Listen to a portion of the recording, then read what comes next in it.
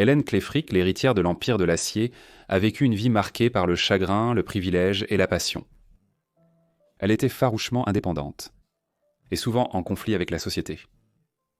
Malgré cela, elle a consacré sa vie à l'art, à la philanthropie et à la préservation de l'héritage de sa famille, souvent dans l'ombre. Alors, rejoignez-moi pour découvrir les secrets de la vie oubliée d'Hélène Frick. Hélène Clay Frick est née le 2 septembre 1888 dans la ville de Pittsburgh, en Pennsylvanie, aux États-Unis. Son père était Henry Clay Frick, le président de la Carnegie Steel Company, l'une des entreprises les plus importantes d'Amérique et du monde à cette époque. Frick avait fondé l'entreprise avec Andrew Carnegie, l'industriel américain d'origine écossaise, qui a mené l'immense croissance de l'économie américaine dans la seconde moitié du XIXe siècle, aux côtés d'autres figures comme Cornelius Vanderbilt et John Rockefeller. Parmi ces grands industriels de l'âge d'or aux États-Unis, Frick était probablement le plus controversé en raison de sa réputation de briseur de grève et d'opposant aux syndicats.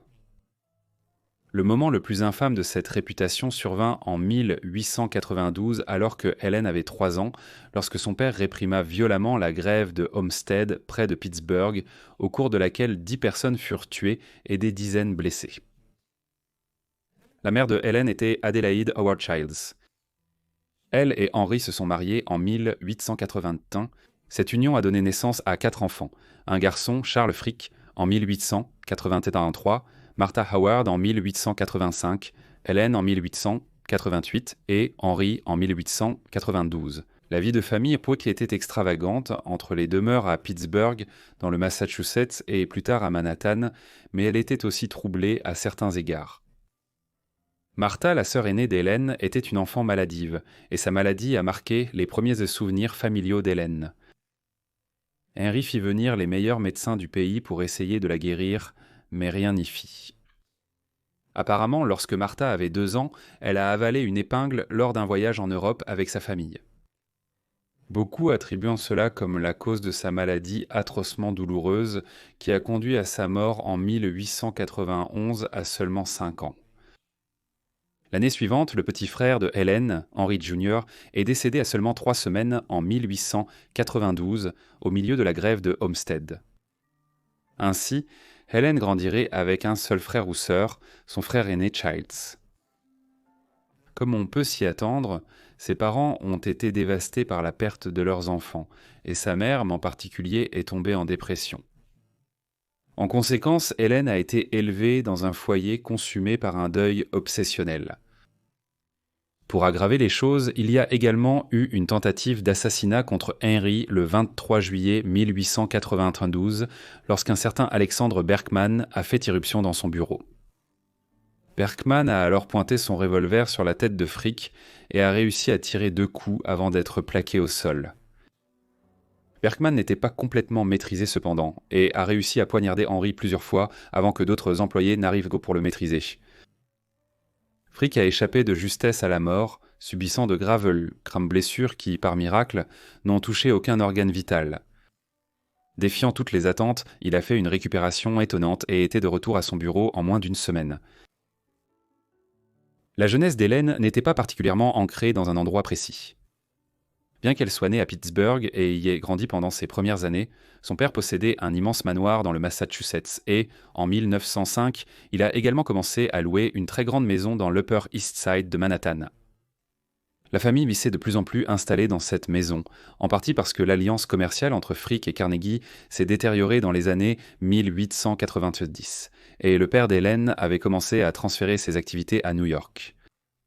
Bien que ce déménagement ait été bénéfique pour Henry et qu'il vivait désormais dans le spectaculaire Triple Palais Vanderbilt, Hélène n'était pas heureuse de ce changement. Elle considérait Pittsburgh comme sa maison, et c'était l'endroit qu'elle aimait. C'est également à cette époque qu'elle a commencé à fréquenter la réputée école Spence, une école privée pour filles à New York. En 1908, Hélène a ébloui la société de Pittsburgh lors de sa présentation, mais au lieu d'accepter un somptueux bijou en cadeau, elle a fait une déclaration audacieuse et altruiste. Elle a persuadé son père de faire don de 150 acres à la ville, les transformant en un parc. Ce don de terrain allait devenir le plus grand parc de la ville, connu aujourd'hui sous le nom de Parc Frick. À la fin du 19e et au début du 20e siècle, les Américains étaient fascinés par tout ce qui venait d'Europe, des titres aristocratiques au charme de la culture du vieux continent. Les riches industriels envoyaient, avec empressement leurs filles, de l'autre côté de l'Atlantique pour épouser la noblesse européenne ou visiter des pays à la culture et au patrimoine riche, comme l'Angleterre, la France, l'Allemagne, l'Espagne et l'Italie. Hélène n'était pas différente. Adolescente au début des années 1900, elle visitait l'Europe presque chaque année. C'est ici alors qu'elle arpentait les couloirs du musée du Louvre à Paris, de la National Gallery à Londres, du musée du Prado à Madrid et de la Galerie des Offices à Florence, autant que son amour pour l'art, et en particulier pour la culture de la Renaissance et de l'Europe moderne naissante, est né. Ces expériences ont éveillé une passion qui allait durer toute sa vie et ont semé les graines d'une vision philanthropique qui façonnerait son héritage pour les générations à venir. Entre 1914 et 1918, pendant une grande partie de la Première Guerre mondiale, Hélène a travaillé en Europe en tant que bénévole et promotrice d'aide caritative. Cela concordait avec ses efforts antérieurs aux États-Unis. En 1910, alors qu'elle n'avait que 21 ans, Hélène avait fondé la maison de vacances Iron Rail pour les jeunes travailleuses dans la ville de Wenham, dans le Massachusetts, une œuvre caritative venant en aide aux ouvrières textiles pauvres de l'État. En 1917, elle a créé une unité hospitalière en France en association avec la Croix-Rouge après l'entrée des États-Unis dans la guerre, utilisant sa fortune considérable pour la financer. Elle a laissé les parties pour la France avec plusieurs associés et au cours de l'année suivante, elle s'est engagée dans une grande variété de travaux, notamment l'envoi de cadeaux de Noël aux soldats du front occidental et la demande à son père de financer un orphelinat pour les enfants de personnes ayant perdu la vie pendant la guerre en France. Les années d'Hélène en France furent marquées par le chagrin, car le grand amour de sa vie lui échappa. En 1913, de retour aux États-Unis, Fordyce Saint-Jean, un jeune chirurgien prometteur, commença à la courtiser. Les amis et connaissances podiennent parler entiers de leur profonde affection l'un pour l'autre, et beaucoup pensaient qu'une demande en mariage était imminente avant que Saint-Jean ne soit appelé en Europe lorsque la Première Guerre mondiale éclata. Mais la demande en mariage ne vint jamais. Les raisons restent entourées de mystères, bien que les historiens suggèrent que le frère d'Hélène ait pu intervenir en avertissant Saint-Jean que leur père n'approuverait jamais cette union. Alors qu'il servait en première ligne en Flandre, Saint-Jean devint un héros de guerre, recevant la Distinguished Service Cross pour sa bravoure. Pourtant, la distance s'avéra insurmontable, et leur histoire d'amour prit rapidement fin. Saint-Jean rentra chez lui pour épouser une autre femme, Jeanne Rignal, et devint un chirurgien estimé. Hélène ne s'est cependant jamais mariée et n'a pas eu d'enfant. Le statut marital d'Hélène devint un sujet d'intrigue et de spéculation après que sa vie eut pris un tournant dramatique le 2 décembre 1919. Ce jour-là, son père est décédé à l'âge de 69 ans, laissant non seulement une immense fortune, mais aussi une énorme responsabilité. Dévouée à la mémoire de son père et partageant sa passion pour l'art et la philanthropie, Hélène fut propulsée sous les projecteurs en tant que gardienne de son héritage. Son héritage était stupéfiant, 5 millions en espèces immédiatement et plus de 30 millions de dollars supplémentaires en terres, actions d'entreprise et autres biens, une fortune équivalente à plus d'1 milliard de dollars. Aujourd'hui, si ce n'est plus. Du jour au lendemain, Hélène est devenue la femme célibataire la plus riche d'Amérique, un titre qui a fait d'elle l'objet d'une fascination sans fin. Et de scrutin, mais cette manne financière eut un prix. Le favoritisme flagrant de son père laissa à son frère aîné, Charles Frick, un héritage relativement modeste, déclenchant des disputes amères qui brisèrent leurs liens. Cet éloignement fut un coup dévastateur, aggravé par sa relation tendue avec sa mère, Adélaïde, dont l'état mental continua de se détériorer après la mort de son mari. Le comportement passif d'Adélaïde et son détachement croissant laissèrent Hélène isolée dans son nouveau rôle de chef du vaste empire familial. Dans une tentative de guérir les blessures causées par le testament inégal de son père, Hélène essaya plus tard de se racheter. Lorsqu'Adélaïde mourut en 1931, Hélène légua sans égoïsme sa part de l'héritage de leur mère à Charles. Pourtant, le mal était déjà fait, et les ombres de la discorde familiale ont plané sur le reste de sa vie. L'un des articles du testament du père d'Hélène stipulait que sa collection d'art immense et extrêmement précieuse devait être rendue accessible au public d'une manière ou d'une autre. Au cours de plusieurs décennies, Henry Clay Frick avait acquis certains des tableaux les plus emblématiques produits en Europe pendant la Renaissance, l'âge d'or néerlandais ainsi que les époques baroques, des Lumières et romantiques. Cela comprenait de nombreux portraits célèbres réalisés par des artistes renommés, et il s'agissait de l'une des collections d'art privées les plus importantes jamais réunies. Hélène a rapidement donné suite aux souhaits de son père. En 1920, elle a fondé la collection Frick à Manhattan, dans le manoir de son père dans l'Upper East Side, et après de nombreuses années de planification minutieuse et de conservation, la collection a été rendue accessible au public en 1935. Elle est devenue l'une des 9 administratrices fondatrices du conseil d'administration de l'organisme de bienfaisance qui supervisait les opérations, tout en dépensant une partie de sa fortune personnelle pour élargir la collection, acquérant des œuvres de Goya, Monet et Piero della Francesca. Des années plus tard, une fois qu'elle s'est retirée du conseil d'administration et de la gestion quotidienne du musée, Hélène Frick a fait don de sculptures et d'autres objets physiques de valeur culturelle et historique à la collection, ce qui l'a élargi au-delà d'une simple collection de peintures. Hélène a également joué un rôle dans le développement de la collection Frick en une archive et un département de référence. Par exemple, elle a financé la création de la bibliothèque de référence d'art Frick en tant qu'à elle des collections Frick, l'une des grandes bibliothèques de New York pour l'étude des beaux-arts.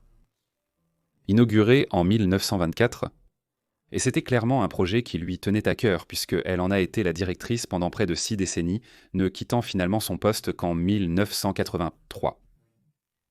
Elle pouvait être une superviseuse pointilleuse. Pendant longtemps, les hommes devaient porter veste et cravate pour entrer. Pourtant, la bibliothèque est devenue l'une des plus grandes bibliothèques d'art au monde et abrite aujourd'hui 150 000 livres, près d'un demi-million de photographies et environ 50 000 catalogues de vente de collections d'art. Bien que la gestion de la collection Frick et son ouverture au public ait été le plus grand acte de philanthropie d'Hélène, elle s'est engagée dans de nombreuses autres œuvres caritatives. Par exemple, dans les années 50, elle a fait don de la majeure partie d'un grand domaine qu'elle avait hérité dans le comté de Westchester, à New York, afin de créer le Westmoreland Sanctuary. Aujourd'hui, il fonctionne comme une réserve naturelle accessible au public, populaire pour la randonnée, avec des camps d'été et une église du 19e siècle restaurée qui sert de centre de découverte de la nature. À Pittsburgh, chez elle, elle a collaboré avec l'Université de Pittsburgh pour financer la création d'un département des beaux-arts où des cours étaient dispensés sur l'art européen. Elle a également fondé un musée distinct dans sa ville natale, le musée d'art Frick. Ce qui distinguait cela de la collection Frick à New York, c'est que l'institution de Pittsburgh abrite des tableaux acquis par Hélène elle-même plutôt que par son père, notamment des œuvres de Claude Monet et Pierre-Paul Rubens. Comme mentionné, Hélène ne s'est pas mariée et n'a pas eu d'enfant. Elle s'est plutôt consacrée à ses passions et a redonné à la communauté. Cela a continué tout au long de sa vie et elle a même financé un bâtiment des beaux-arts à l'université de Pittsburgh. Pourtant, sa relation avec l'université allait plus tard se détériorer, quand ils ont embauché des Allemands. Eh bien, Hélène avait développé un préjugé tenace contre les Allemands à la suite de ses expériences en France pendant la Première Guerre mondiale. Le financement de ce bâtiment et d'autres institutions par Hélène se faisait de plus en plus de manière secrète. À partir des années 40, c'était le signe de sa nature humble et de la discrétion avec laquelle elle menait ses œuvres caritatives. Cela se reflétait dans sa vie privée à mesure qu'elle prenait de l'âge.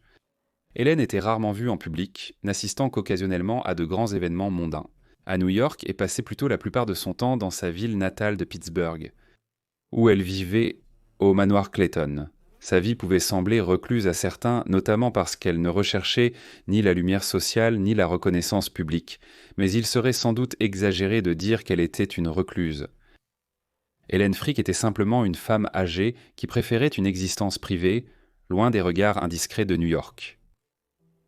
Elle avait également développé une aversion profonde pour l'art moderniste, et n'avait donc guère de raison d'assister à des expositions ou des événements à New York qui célébraient des œuvres qu'elle n'appréciait pas. Hélène Frick étant finalement décédée à Pittsburgh le 9 novembre 1984 à l'âge de 96 ans.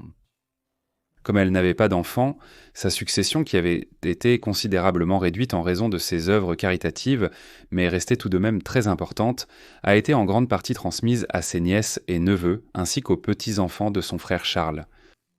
L'héritage durable d'Hélène est la collection Frick à New York, qui est visitée par plus de 300 000 personnes chaque année et qui est l'un des joyaux cachés de New York. Le Frick Pittsburgh est un ensemble de musées centrés autour de Clayton et du musée d'art Frick, dont la plupart célèbrent la philanthropie d'Hélène et qui attirent eux-mêmes plus de 100 000 visiteurs par an. Merci à tous d'avoir regardé cette vidéo sur Hélène Clay Frick en espérant qu'elle vous ait intéressé. Dites-moi ce que vous avez pensé de sa vie dans les commentaires ci-dessous. Si vous avez des suggestions, faites-le moi savoir dans les commentaires.